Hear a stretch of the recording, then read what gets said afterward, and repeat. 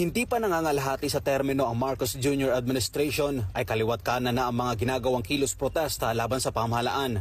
Hindi lang sa Luzon, Visayas at Mindanao, kundi maging sa ibang bansa, iisa lang ang sigaw ng mga Pilipino.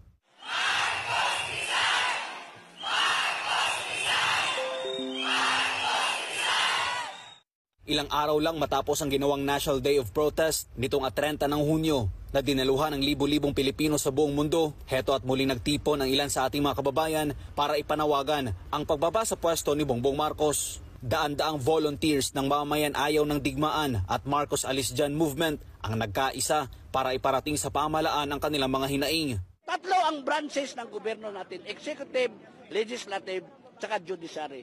Anong ginawa ninyo ngayon? Anong ginawa ninyo sa bansang ito? Bakit hindi kayo manindigan para sa taong bayan, lalo na sa banta ng gera na tayong lahat ay mamamatay? Ayon kay dating Department of Energy, Undersecretary Ben Ranque, kaya nila binuo ang Marcos Alis Dyan movement ay dahil punong-puno na sila sa pagiging mahina at kawalang resulta sa pamamalakad ng mga nasa kapangyarihan ngayon. Kaya kinasa namin itong Marcos Alis Dyan kasi wala na kaming magawa. Enough is enough. We have had trouble. Enough for the trouble.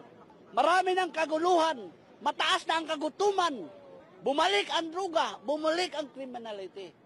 Bigas saan? Ang 20 pesos mo. Di ba? Nag-iisip ka ba? Para naman sa dating Philippine diplomat at political analyst na si Adolfo Paglinawan, nanganganib ngayon ang ating bansa dahil sa presensya ng mga Amerikano. Punta tayo mula noong 2001, 2003.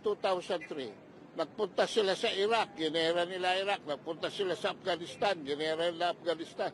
Punta sila sa Syria, sa Libya. At ngayon nasa Ukraine na sila. Nako, mga kabansa, lahat ho ng binanggit ko, wasak-wasak. Wasak-wasak na bansa. At ngayon, may masama akong balita sa inyo. Nandito na sila sa Pilipinas. Tayo na ho ang susunod na wawasakin.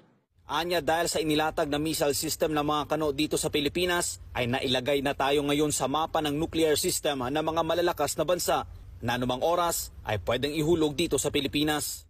Pag huyan, nalaman nila na yung sistema na yan, kinargahan nila ng Tomahawk, pwede na ho tayong tirahin.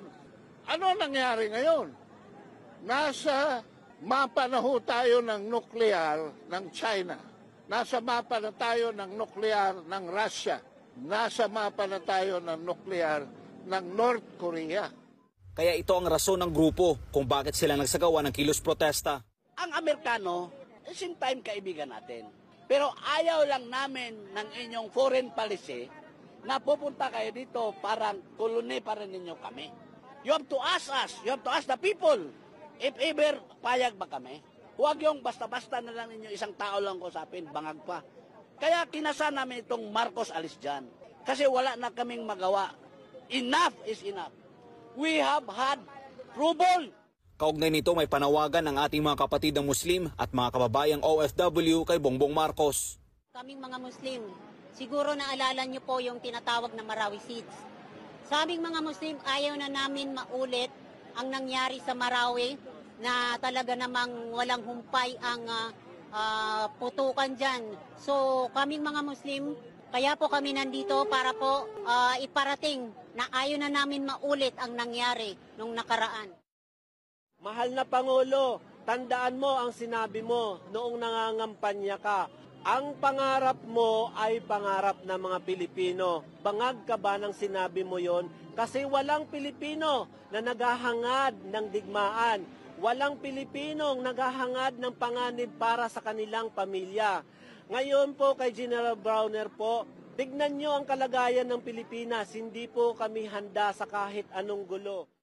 Para sa Diyos sa Pilipinas kung mahal, Almar Forzuelo, SMNI News.